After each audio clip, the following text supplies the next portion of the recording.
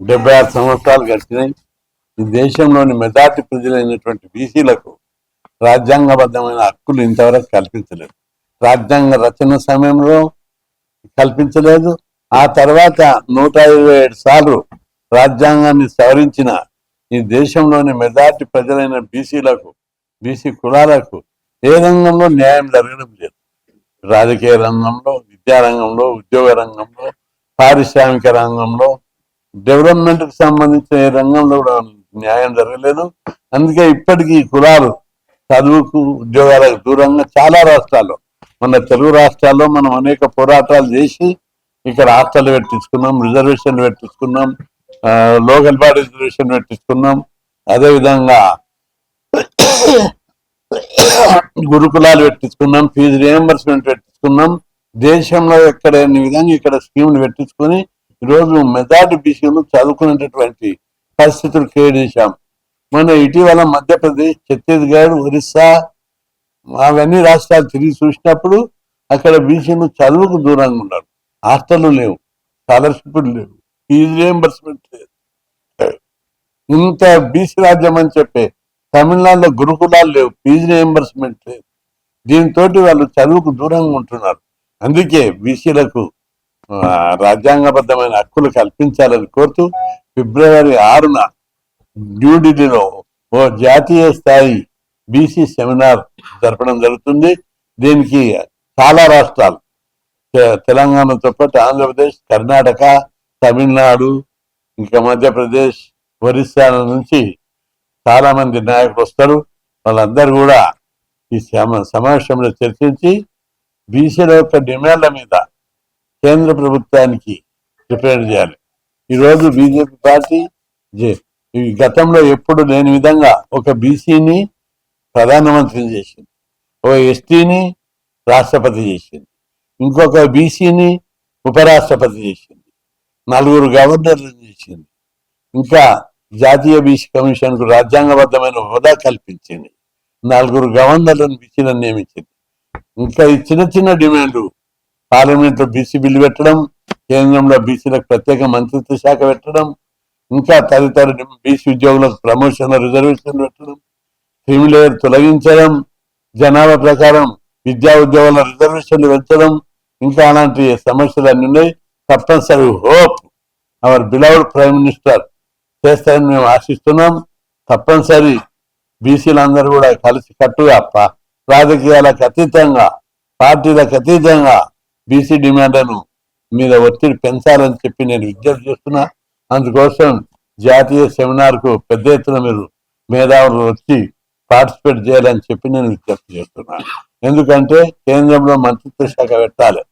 అన్ని రాష్ట్రాలలో పిల్లలు చదువుకోవడానికి, తెలుగు రాష్ట్రాల్లో ఏ విధంగా అయితే ఫీజు రియంబర్స్మెంట్ పెట్టామో మిగతా దేశంలోని 27 రాష్ట్రాల్లో కూడా ఫీజు రియంబర్స్మెంట్ పెట్టాలి, స్కాలర్షిప్ స్కీమ్ పెట్టాలి, అదేవిధంగా గురుకులాలు పెట్టాలి, నవోదయ పాఠశాలలు ప్రత్యేకంగా బీసీలకు పెట్టాలి, అదేవిధంగా బీసీలకు కేంద్రంలో ప్రత్యేక మంత్రిత్వ శాఖ పెట్టి బీసీలకు సబ్సిడీ రుణాలు కల్పించాలి.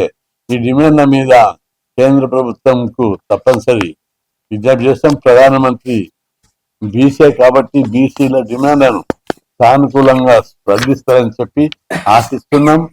అమ్మాయినా అడిగింది అన్నం పెడతారు. ప్రధానమంత్రి బీసీ అయినా మనం గట్టిగా అడిగింది ఆయన దృష్టికి తీసుకురాందే చాలు కాదు.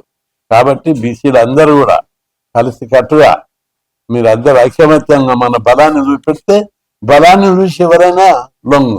తల్లి పిల్లలు 7 తల్లి పాలు ఇవ్వరు. మనము అందరం ఐకమత్యంగా పెద్ద పెద్ద సెమినార్లు, బహిరంగ సభలు పెడితే కేంద్ర ప్రభుత్వం, ప్రధానమంత్రి గారు దిగి వస్తాడు.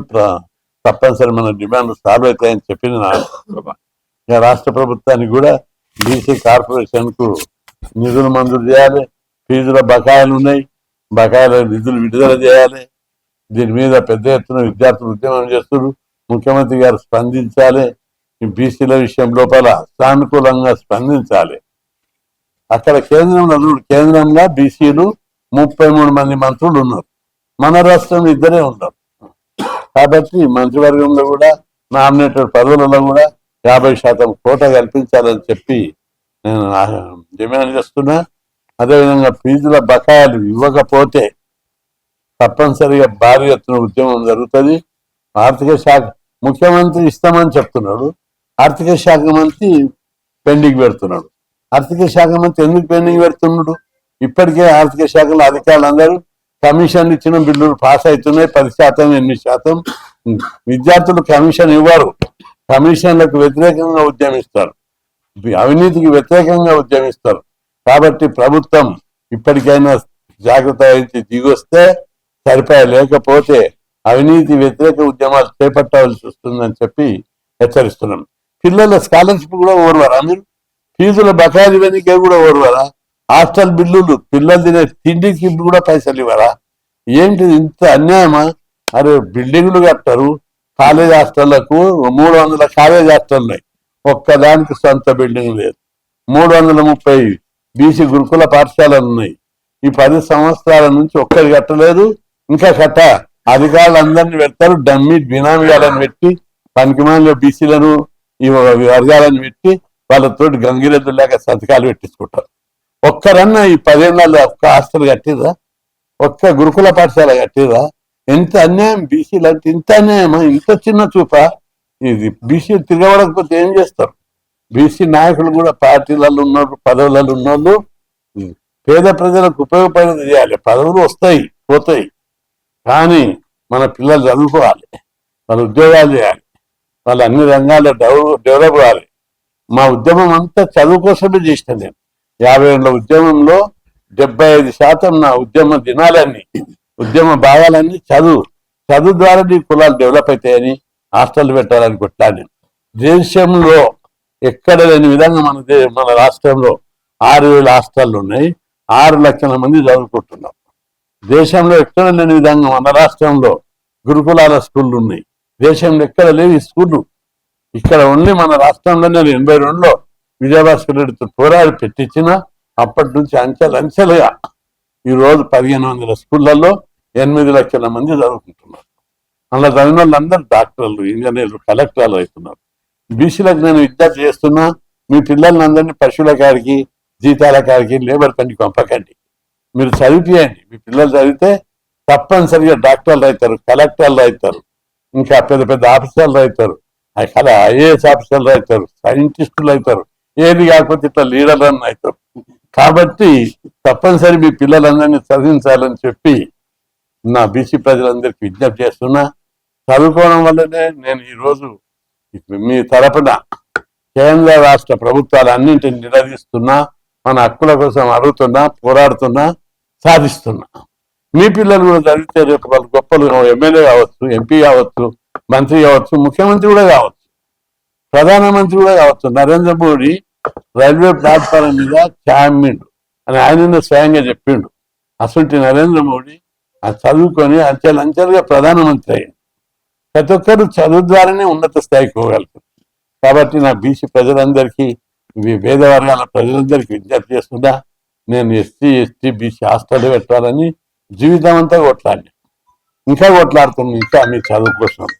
కాబట్టి తప్పనిసరి మీరు ఆ దిశగా రావాలని చెప్పి చదువుకోవాలని మీ పిల్లలను హాస్టల్లో వేయండి, గురుకులాలలో వేయండి, కాలేజీలలో వేయండి, స్కూల్కి పంపించండి. అప్పుడే డెవలప్మెంట్ అవుతుందని చెప్పి మీ అందరికీ నేను విజ్ఞప్తి చేస్తున్నా.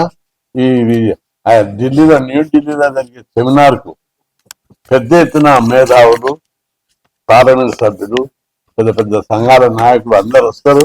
మీరు అందరు వచ్చి మీ అమూల్యమైన అభిప్రాయాలు చెప్తే తప్పనిసరి కేంద్ర ప్రభుత్వం తీసుకుపోయి మన నోరు లేని, అడగలేని, పేదరికంతో నలుగుతున్నటువంటి పేద వర్గాల హక్కుల గురించి మనం పోరాడడం మన అదృష్టం.